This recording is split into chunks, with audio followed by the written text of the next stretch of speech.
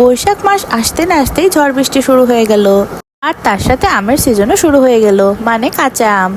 আমার আজকের ভিডিওটি দেখে যদি কারো মুখে জল চলে আসে তাহলে কিন্তু আমি একটুও দেই না। এটা আমার আজকের ভিডিও ছিল। আজকে দুপুরের দিকে হঠাৎ করে ঝড় বৃষ্টি শুরু হয়ে গিয়েছিল। বলতে গেলে আজকেই প্রথম এই বছরের ভারী বৃষ্টি হয়েছিল। ঝড় বৃষ্টি তো হবেই, কারণ বৈশাখ মাস তো চলেই আসলো। বৈশাখ মাস মানে ঝড় বৃষ্টির দিন যেমন, তেমনি আমেরও দিন। এই সিজনে কাঁচা আম, কাঁচা কাঁঠাল এসব পাওয়া যায়। তো কাঁচা আমের দিন কাঁচা আম খাবো না তা তো হতেই পারে না। বাইরে মুষলধারে ঝড় বৃষ্টি হচ্ছিল আর ঘরে বসে কাঁচা আম খাচ্ছিলাম। আমি একটা আম নিয়ে এটাকে ভালো করে সুন্দর করে ছুরি দিয়ে কেটে নিয়েছিলাম। এখনের আমগুলো একদম কাঁচা, ভিতরে আটিও বাঁধেনি ঠিক মতো। আমগুলো যেহেতু একদম কচি ছিল সেজন্য আমি ছোলা সহ রেখেছিলাম। এখন এটার সাথে খাওয়ার জন্য বিট লবণ, অল্প চিনি, তার সাথে ঘরে চিলি ফ্লেক্স ছিল, সেটাকে আমি অল্প করে একটা প্লেটের সাইডে নিয়ে নিলাম।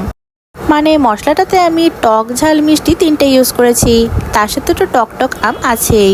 সবগুলোকে একসাথে ভালো করে মিক্সড করে নিয়েছিলাম। এখন যে আমটা কেটে রেখেছিলাম সেই আমের মধ্যে ভালোভাবে মশলাটা ভরিয়ে নিয়ে খেয়ে নিচ্ছিলাম।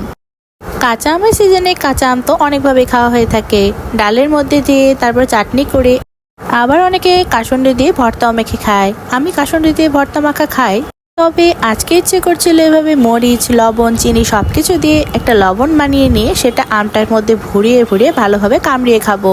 সত্যি বলতে আমার এখন এটা দেখে আরো জিভে জল চলে আসছিল। এত বেশি টক ছিল আর খেতে এত মজা লাগছিল। আমার মুখের এক্সপ্রেশন দেখে হয়তো তোমরা বুঝতে পারছো যে আমটা কত মজার। আমার আম খাওয়ার ভিডিওটি দেখে যদি তোমাদের মুখে কারো জল চলে আসে তাহলে কিন্তু আমি একটুও দেই না। তাহলে দেরি না করে এখনই গিয়ে আমার মতো কাঁচা আম মাখিয়ে খেয়ে নিতে পারো।